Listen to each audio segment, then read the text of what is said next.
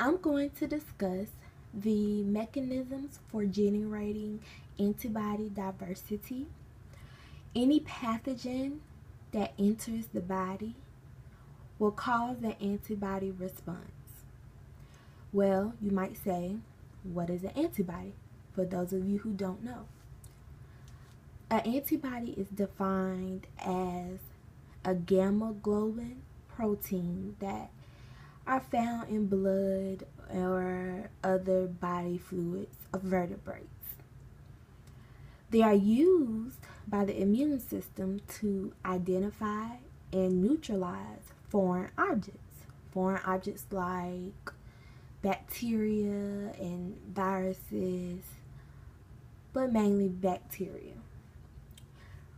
Recognition and eradication of these many different types of microbes require diversity among the antibodies.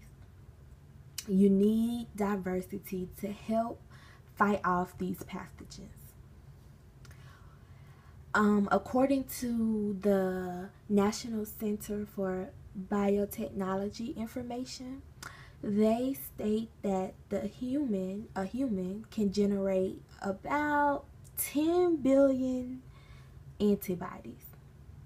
So a human can generate 10 billion antibodies. And it sounds like a lot. There are 4 ways to achieve this antibody diversity. The first way is through random recombination of the VJ genes.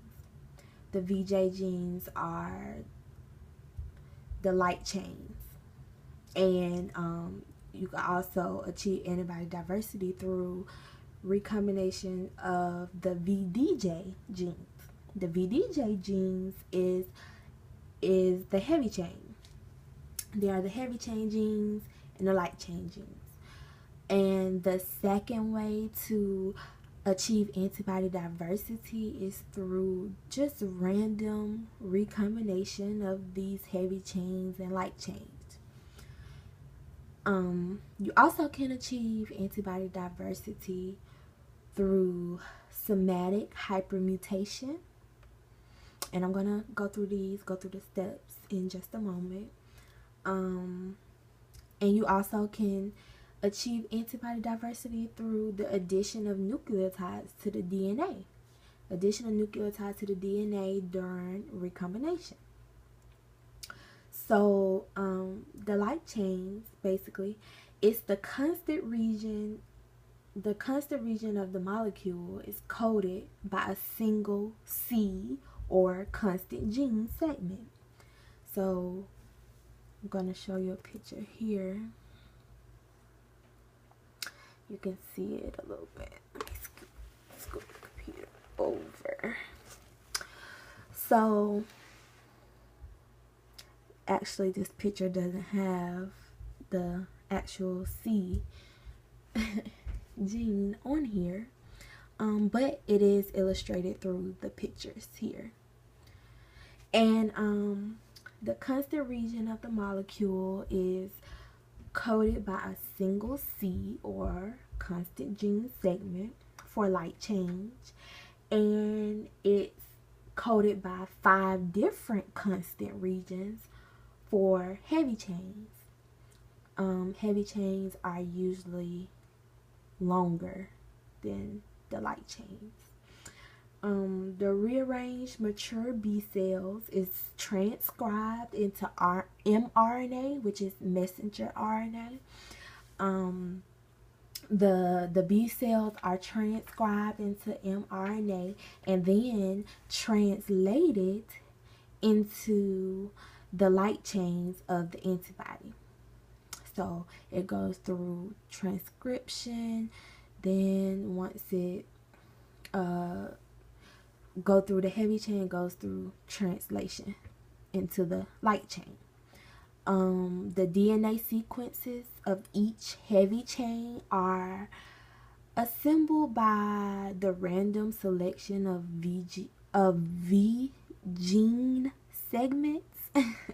kind can get the words mixed up saying them all together. But the heavy chain is assembled by random selection of a V gene segment. It's also randomly assembled by a D gene segment, which here you can see the D and the J rearrangement and the VDJ rearrangement here, because we're talking about the heavy chains now. It's also, and then the J gene segment, which you can see here. So it's being randomly selected. Here you can see the D and the J rearrangement. Here the V, DJ rearrangement, and it's randomly selected. The DNA in the mature B cell is transcribed and then translated into the heavy chain protein.